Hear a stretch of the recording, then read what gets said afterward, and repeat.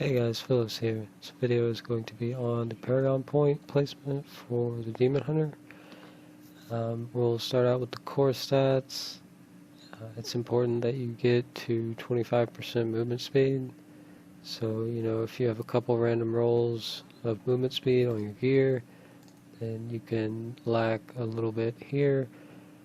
You don't really want the movement speed on your gear. The point per point value is going to be greater through the Paragon, so you want to get as much Paragon movement speed as possible. If you have the 4-piece Marauder, the ferrets give you 10% movement speed, so you can save some points there as well. So I ended up with a random roll on the boots for movement speed right now. And I have the ferrets, so I only need 4% to get me to 25%. Again, the important thing is just to have that 25%. And after that, I usually spend points on the hatred, max out the resources for the Demon Hunter. You start with full resources, so the extra hatred here is going to allow you to cast an extra cluster arrow, almost 2, depending on your resource reduction. And it also helps generating resources with the Reaper Wraps because it's percent based. It's going to amplify the effectiveness of these bracers, generating hatred when you have more hatred. So, and also it's going to allow you to get more out of the health globes. So if you have half hatred and you pick up a health globe, it would give you more than enough hatred to fill up. So it's going to allow you to take advantage of those globes better. So definitely good value on the hatred. After that, the dexterity and vitality. This is again just balancing. Right now I'm going dexterity depending on what I'm doing. Sometimes I'll spec into vitality. Again, just balance whatever you need to make yourself comfortable at that point. And on the offense,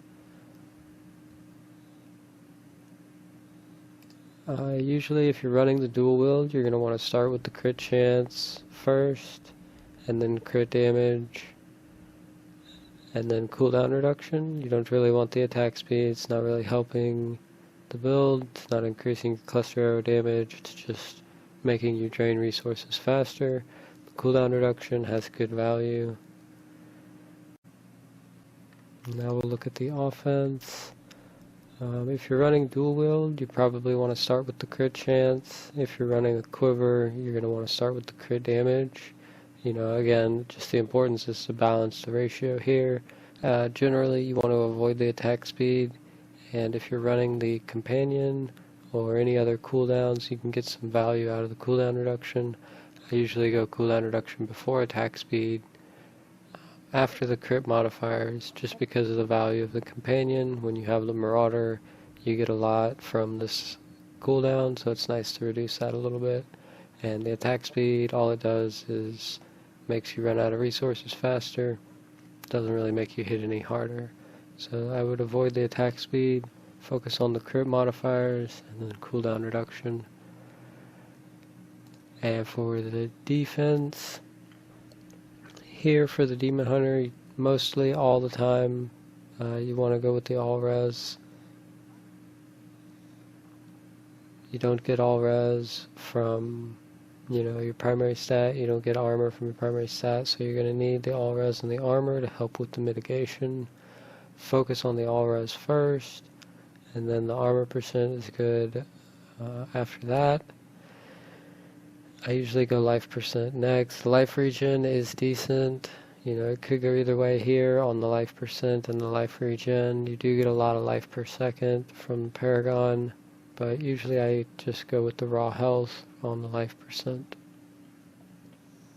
The primary focus is going to be the all-res initially, then armor.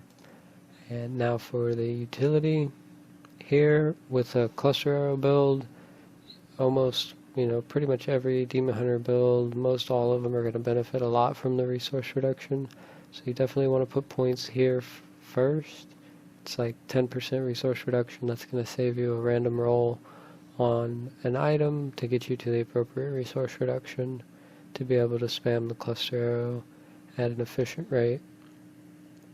So after the resource reduction, I usually go area damage. You could go either way, depending on the build you're running. The life on hit can have value, but generally I would take the area damage and then the life on hit last. Gold find obviously pretty useless. So that's it. You know, again, the important thing is just to balance. So if you have a bunch of all-res on your armor, it is possible that you might not need the all-res here, and the armor could be stronger. It's not very likely, but it's definitely possible. Crit chance and the crit damage are going to be the most variable. You know, depending on the quiver and the dual wield, it's going to determine which one you'll get more out of initially. And some builds, very rarely, you have a fully cooldown reduction based build, and that's going to maybe take priority over the crit modifiers if you're using a bunch of cooldown abilities. But generally, if you're doing cluster arrow, it's not cooldown based, it's resource based. So there you go. That'll do it. Thanks for watching. See you next time.